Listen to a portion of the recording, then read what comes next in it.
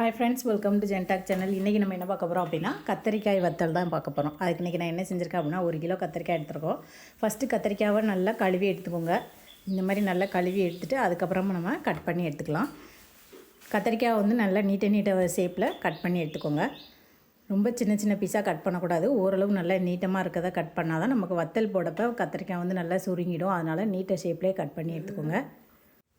கத்திரிக்காவை நல்லா கழுவிட்டு அதுக்கப்புறமா கட் பண்ணிக்கலாம். தூசியெல்லாம் இருக்கும் கத்திரிக்காயில், நம்ம கடையிலேருந்து வாங்கிட்டு வரதில்ல. அதனால் நான் வந்து கத்திரிக்காய் எல்லாத்தையுமே தண்ணியில் சேர்த்துட்டு நல்லா இந்த மாதிரி நல்லா கழுவி எடுத்துக்கோங்க. கழுவிட்டு அதுக்கப்புறமா நம்ம கட் பண்ணி எடுத்துக்கலாம். பாருங்கள், கத்திரிக்காய் நல்லா பிஞ்சு கத்திரிக்காவாக இருக்குது இது. சரி, அப்படி சொல்லிட்டு இது எல்லாத்தையும் நல்லா கழுவியாச்சு. இப்போ வந்து நான் வந்து கவரில் எல்லாத்தையும் ப்ளேஸ் பண்ணியாச்சு. தண்ணி எல்லாம் நல்லா வடியணும்.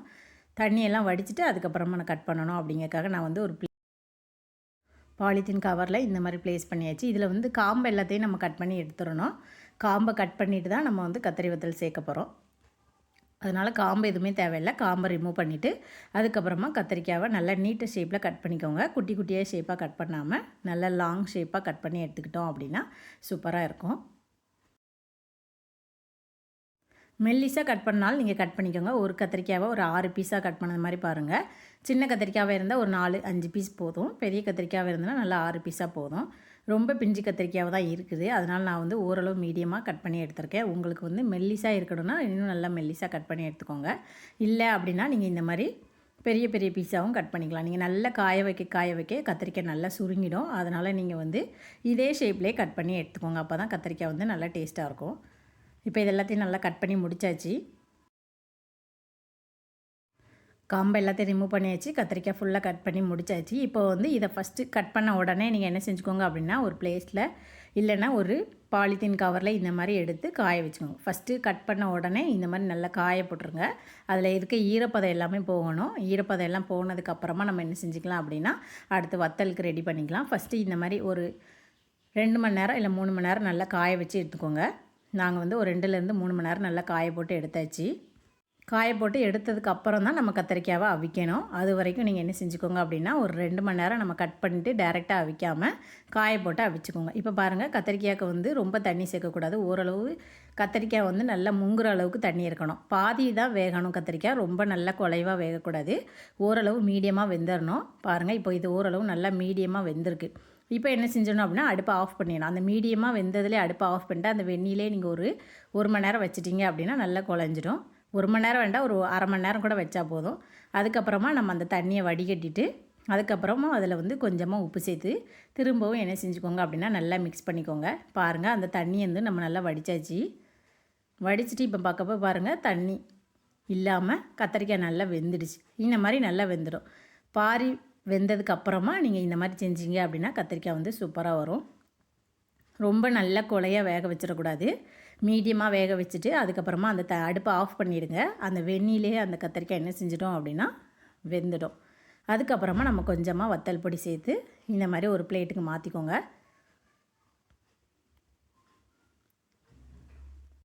காரம் எவ்வளோ வேணுமோ அதுக்கேற்றாக்கலாம் நீங்கள் வந்து வத்தல் பொடி சேர்த்துக்கலாம். காரம் வேண்டாம் அப்படின்னு நினைக்கிறவங்க வத்தல் பொடி சேர்க்காமல் வெறும் உப்பு மட்டும் சேர்த்து என்ன செஞ்சுக்கலாம் அப்படின்னா அவிச்சு எடுத்துக்கலாம். நாங்கள் வந்து காரம் கம்மியாக தான் சேர்த்துருக்கோம். 1லேருந்து 2 டேபிள் ஸ்பூன் வத்தல் பொடி சேர்த்தாச்சு.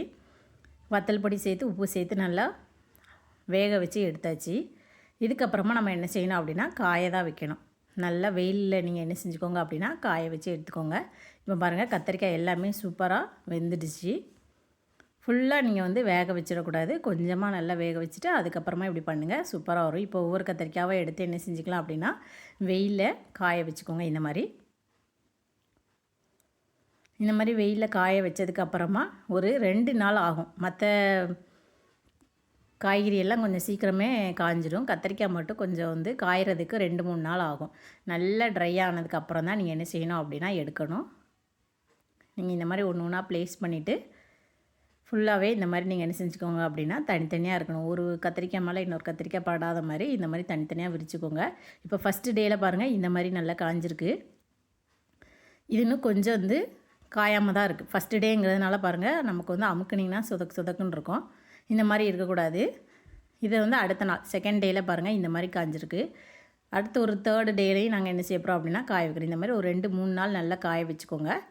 காய வச்சுட்டு நம்ம என்ன செஞ்சுக்கலாம் அப்படின்னா கத்தரி வத்தல் பொரிச்சு எடுத்துக்கலாம். இப்போ இது வந்து ஒரு 2-3 நாள் ஆகிடுச்சு. நாங்கள் வந்து 1க்கு 2 வாட்டி 3 வாட்டி இந்த மாதிரி காய போட்டு எடுத்தோம். நல்லா வெயில் அடிச்சுன்னா 3 நாள்லேயே காஞ்சிடும். இது வந்து செகண்ட் டே. அடுத்து இன்னொரு நாள் நாங்கள் என்ன செஞ்சோம் அப்படின்னா காயப்பட்டோம். இது வந்து தேர்ட் டே. இப்போ பாருங்கள் கத்திரிக்காய் வந்து நல்லா காஞ்சிட்டு ஓரளவு. இன்னும் நீங்கள் காய வைக்கனாலும் நீங்கள் காய வச்சுக்கோங்க. இப்போ இது எல்லாத்தையுமே நம்ம என்ன செஞ்சுக்கலாம் அப்படின்னா ஒரு பிளேட்டுக்கு மாற்றிக்கோங்க. ஓரளவுக்கு நல்லா இந்த வத்தல் வந்து காஞ்சிட்டு இனிமேல் இதை வந்து நம்ம எண்ணெயில் போட்டு பொரிச்சு எடுத்துக்கலாம்.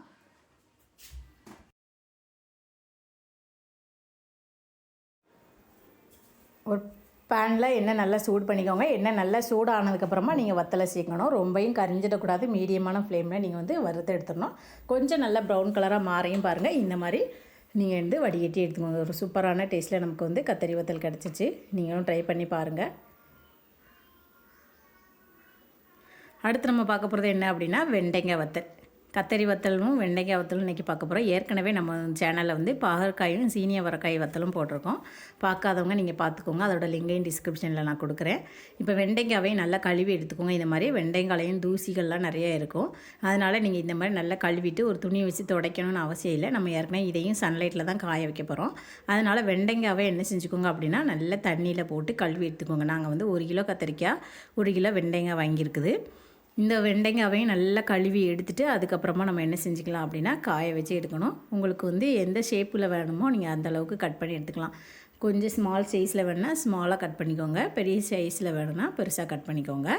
இப்போ வெண்டைக்காவை நல்லா கழுவிக்கோங்க. இந்த மாதிரி நல்லா கழுவிட்டு அதுக்கப்புறமா நம்ம கட் பண்ணிக்கலாம். வெண்டைக்காவை கழுவி நான் ஒரு பிளேட்டுக்கு மாற்றியாச்சு. இந்த மாதிரி ஃபுல்லாத்தையும் கழுவி எடுத்துக்கோங்க. வெண்டைக்காயில் ஃப்ரண்ட் அண்ட் பேக் கட் பண்ணி எடுத்துக்கோங்க. இந்த மாதிரி ஃபுல்லாக கட் பண்ணி எடுத்துகிட்டு அதுக்கப்புறமா மீதி இருக்கிறத நீங்கள் வந்து ரொம்ப லாங் சைஸ் ஷேப்பாகவும் இருக்கக்கூடாது, ரொம்ப சின்னதாகவும் இருக்கக்கூடாது. ஓரளவு மீடியமாக நம்ம என்ன செஞ்சுக்கலாம் அப்படின்னா கட் பண்ணி எடுத்துக்கோங்க.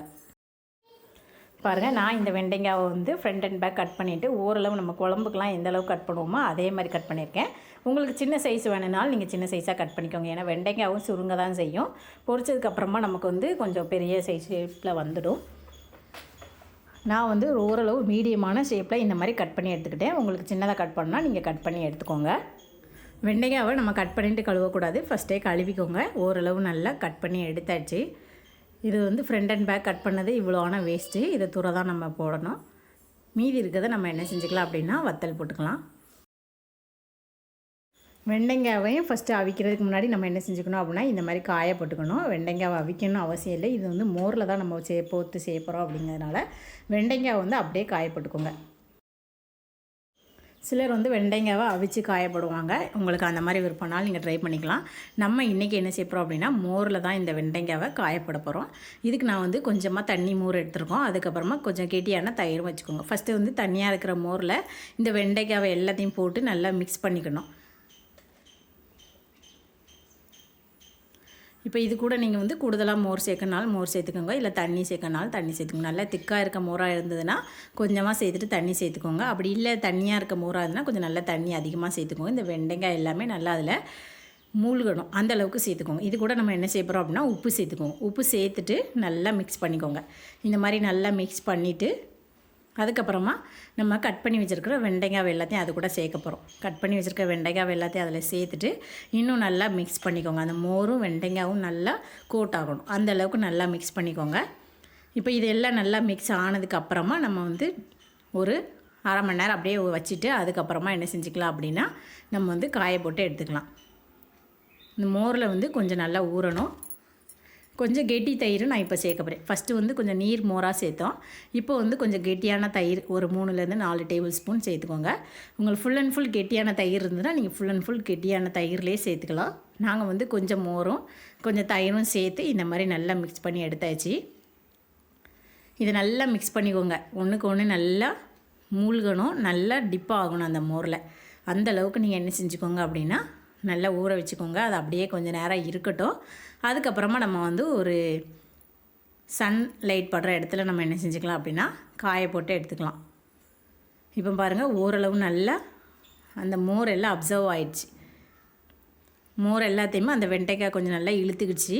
இப்போ இது நல்லா கெட்டியாகிடுச்சு. நம்ம வந்து எந்த அளவுக்கு ஃபுல்லாக மோர் வச்சுருந்தோம் பாருங்கள், அது எல்லாமே ஃபுல்லாகவே நல்லா டைட்டாக ஆகிடுச்சு அந்த மோர் கூட சேர்ந்து. இந்த மாதிரி ஆகிடுச்சு பாருங்கள். இப்போ தான் நீங்கள் என்ன செய்யணும் அப்படின்னா சன்லைட்டில் காய வைக்கணும். இந்த மாதிரி நல்லா அவ்வளோ மோரையுமே அந்த வெண்டைக்காய் வந்து இழுத்துக்கிடும். இந்த மாதிரி ஆகினதுக்கு அப்புறமா நீங்கள் என்ன செஞ்சுக்கலாம் அப்படின்னா சன்லைட்டில் என்ன செஞ்சுக்கோங்க அப்படின்னா காய வச்சு எடுத்துக்கோங்க. இப்போ பாருங்கள் இது சூப்பராக ரெடி ஆகிடுச்சு. இப்போ நான் வந்து இது அப்படியே தான் இந்த மாதிரி நூல் நூலாக தான் இருக்கும். நீங்கள் காய போட்டிங்க அப்படின்னா சூப்பராக வந்துடும். இது வந்து ஒரு நாள் நைட்டு ஃபுல்லாகவே நீங்கள் விட்டுருங்க. அதுக்கப்புறமா அடுத்த நாள் நீங்கள் வந்து காய வச்சுக்கோங்க. ஒரு 6 மணி நேரம் நீங்கள் அந்த மோர்லேயே ஊற வச்சுக்கோங்க. அதுக்கப்புறமா இந்த மாதிரி பாருங்கள், நான் மொத்தத்தையும் என்ன செஞ்சிட்டோம் அப்படின்னா ஒரு துணி விரித்து அதுக்கு மேலே ஒரு கவர் போட்டிருக்கோம். இந்த மாதிரி வெண்டைக்காய் ஃபுல்லாகவே நல்லா சன்லைட்டில் இதுவும் 3 டேஸ் ஆகும் நல்லா காயறதுக்கு. 2 டேஸில் ஓரளவு காய்ஞ்சிரும். இன்னும் எக்ஸ்ட்ரா ஒரு டேஸ் காய வச்சிட்டிங்க அப்படின்னா ரொம்ப சூப்பராகவே இருக்கும். ஒன்றுக்கு மேலே ஒன்று இருக்கக்கூடாது வெண்டைக்காய். அந்த அளவுக்கு சூப்பராக இந்த மாதிரி காய வச்சு எடுத்துக்கோங்க.